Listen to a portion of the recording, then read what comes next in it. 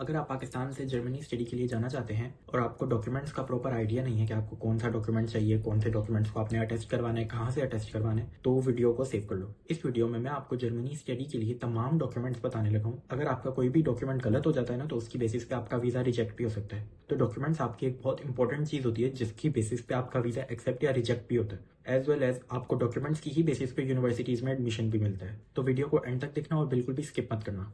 अस्सलाम वालेकुम everyone, I am अशर और अगर आप लोग इस चैनल पे न्यू हैं तो वीडियो को लाइक करो, चैनल को सब्सक्राइब करो और वीडियो पूरी देखना। ओके, सो सबसे पहले आपके आते हैं एकेडमिक डॉक्यूमेंट्स। एकेडमिक डॉक्यूमेंट्स में आपको चाहिए होता है आपका मैट्रिक का रिजल्ट कार्ड, आपका इंटरमीडिएट का रिजल्ट कार्ड, आपकी यूनिवर्सिटी की ट्रांसक्रिप्ट अगर आपने बैचलर्स किया हुआ है, या अगर आप अपने 8th सेमेस्टर में आए हैं तो आपको अपने 7th सेमेस्टर तक की ट्रांसक्रिप्ट चाहिए होती है जो कि यूनिवर्सिटी से स्टैम्प्ड हो और या उसके ऊपर HOD के सिग्नेचर्स हो। ये डॉक्यूमेंट आपका एजुकेशनल प्रूफ होता है जो यूनिवर्सिटीज चेक करवाती हैं before offering you an admission letter. आपके जो बैचलर्स या मास्टर्स की ट्रांसक्रिप्ट होती है ये आप HEC से अटेस्ट करवाते हो। आपका जो मैट्रिक और इंटरमीडिएट का रिजल्ट कार्ड होता है इसको आप IBCC से अटेस्ट करवाते हो। ओके, सेकंड डॉक्यूमेंट आता है आपका लैंग्वेज प्रोफिशिएंसी सर्टिफिकेट, जो कि अमूमन इंग्लिश में होता है, या इसी सर्टिफिकेट को कहा जाता है मोड ऑफ इंस्ट्रक्शन सर्टिफिकेट। तो ये आपको आपकी यूनिवर्सिटी से मिलेगा। ये डॉक्यूमेंट बताता है यूनिवर्सिटीज को कि आपने जो अपनी लास्ट डिग्री की है, जैसे कि बैचलर्स या इंटरमीडिएट, वो आपने इंग्लिश लैंग्वेज में की है। प्लस अगर आपको इंग्लिश प्रोफिशिएंसी सर्टिफिकेट, कुछ यूनिवर्सिटीज ऐसी होती हैं जो इंग्लिश प्रोफिशिएंसी सर्टिफिकेट अकेला नहीं लेती,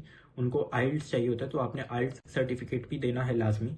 और साथ में आप ये डॉक्यूमेंट भी अपने पास रखें यूनिवर्सिटी से लेके। इन केस के कुछ यूनिवर्सिटीज ऐसी होती हैं जो कहती हैं कि अगर आपके पास इंग्लिश प्रोफिशिएंसी सर्टिफिकेट है प्लस आपका बैचलर्स का थीसिस इंग्लिश में है तो हम आपको एडमिशन दे देंगे, तो वहाँ पे आप आइल्स को बाईपास कर सकते हैं। बट फॉर वीज़ा वो आपसे क्वेश्चन कर सकते हैं कि क्या आपके पास आइल्स मौजूद है, तो फॉर वीज़ा आप लोग आइल्स कर लेना। वहाँ पे मैंडेटरी नहीं है। अगर आप एजुकेशन वीज़ा के लिए जा रहे हैं तो वो लाजमी ये क्वेश्चन करते हैं कि आपके पास आइल्स मौजूद है या नहीं, तो इसकी बेसिस पे वो अक्सर वीज़ा रिजेक्ट भी कर देते हैं।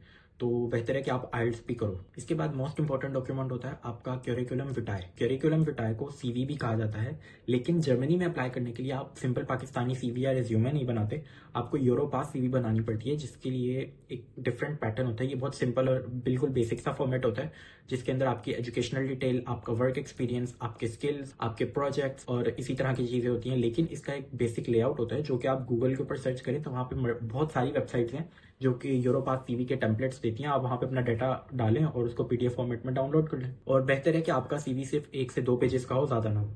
फोर्थ डॉक्यूमेंट आता है आपका मोटिवेशन लेटर। मोटिवेशन लेटर आपका बताता है कि why Germany, why this course and why this university. आपने अपना रिसर्च वर्क पूरा करना है। वीज़ा में भी इससे रिलेटेड क्वेश्चन हो सकते हैं कि आप ये कोर्स पढ़ना क्यों चाह रहे हो। आप इसमें अपना बैकग्राउंड बता सकते हो कि मेरा ETC for example computer science के अंदर मेरा ये बैकग्राउंड है, मैंने उसमें इंटरमीडिएट भी किया है, मैंने बैचलर्स भी किया है, मैंने ये प्रोजेक्ट्स किए हैं, मेरा ये इंटरेस्ट रहा है, मुझे इस चीज़ में कमांड हासिल है। तो ये सारी चीज़ें आप बताते हो और फिर बताते हो कि मैं जर्मनी इसलिए आ रहा हूँ क्योंकि वहाँ पे इस स्पेसिफिक कोर्स की डिमांड अच्छी है, ट्रेनिंग अच्छी है, या इसके अंदर अपॉर्चुनिटीज़ आते हैं, या जो कोर्स आप इनरोल कर रहे हो इस चीज़ से रिलेटेड डिटेल्स मौजूद हैं जो कि मैं सीखने में इंटरेस्टेड हूँ और मेरी स्किल्स इन्हांस होंगी।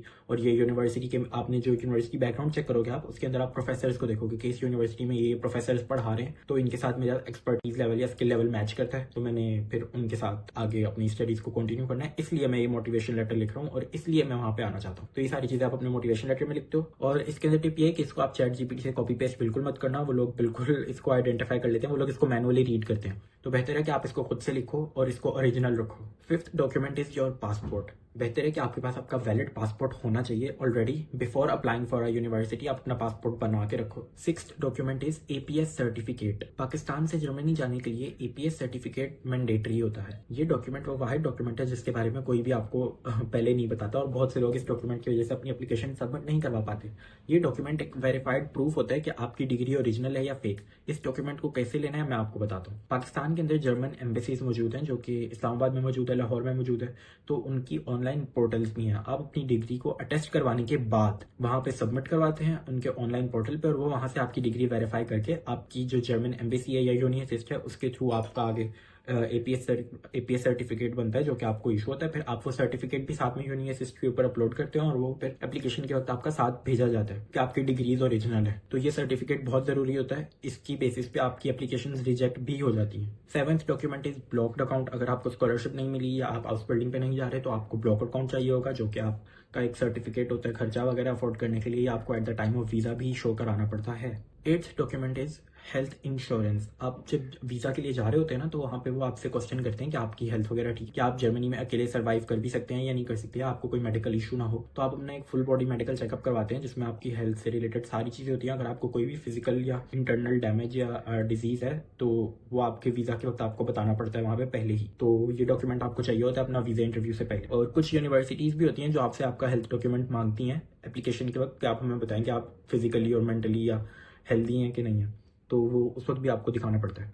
Ninth document is your recommendation letters. कुछ यूनिवर्सिटीज 2 रिकमेंडेशन लेटर्स मांगती हैं और most of the universities 3 recommendation letters मांगती हैं। रिकमेंडेशन लेटर्स आपको आपकी यूनिवर्सिटी से मिलेंगे, जो आपकी यूनिवर्सिटी में पीएचडी डॉक्टर्स हैं, जिन्होंने आपको कोई ना कोई कोर्स पढ़ाया है। याद रखें कि आप किसी भी टीचर से रिकमेंडेशन लेटर नहीं लिखवा सकते। जो मास्टर्स किए हुए टीचर्स होते हैं, उनके रिकमेंडेशन लेटर की कोई वर्थ नहीं होती। ओनली डॉक्टर्स आपको रिकमेंडेशन लेटर दे सकते हैं जिनकी पीएचडी कंप्लीट हो चुकी है। तो या जैसे कि आपका एचओडी हो गया या आपका असिस्टेंट प्रोफेसर हो गया, जो भी डॉक्टर्स है जिनसे आपने कोई ना कोई कोर्स पढ़ा होगा अपनी 4 साल की डिग्री में, आप उनसे रिकमेंडेशन लेटर लिखवा सकते हैं। और ये आपको मिनिमम 3 से 4 चाहिए होते हैं। अगर आप जर्मनी के प्रोसेस को स्टेप बाय स्टेप समझना चाहते हो, तो मेरे चैनल को सब्सक्राइब कर लो और मेरी वीडियोस को टाइमली देख लिया करो, क्योंकि मैं बिल्कुल डिटेल और बेसिक लेवल पे आके इजी वे में तमाम चीज़ों को एक्सप्लेन करता हूँ फॉर स्टूडेंट्स लाइक मी, ताकि जितना टाइम मुझे इस चीज़ों इन ईजी और सिंपल सी चीज़ों को समझने में वेस्ट होता है, वो किसी और का ना हो, क्योंकि कोई भी इतनी ईजी वे में नहीं समझाता, बहुत मुश्किल होती है। सो या that was it. Take care, अल्लाह हाफिज़, बाय बाय।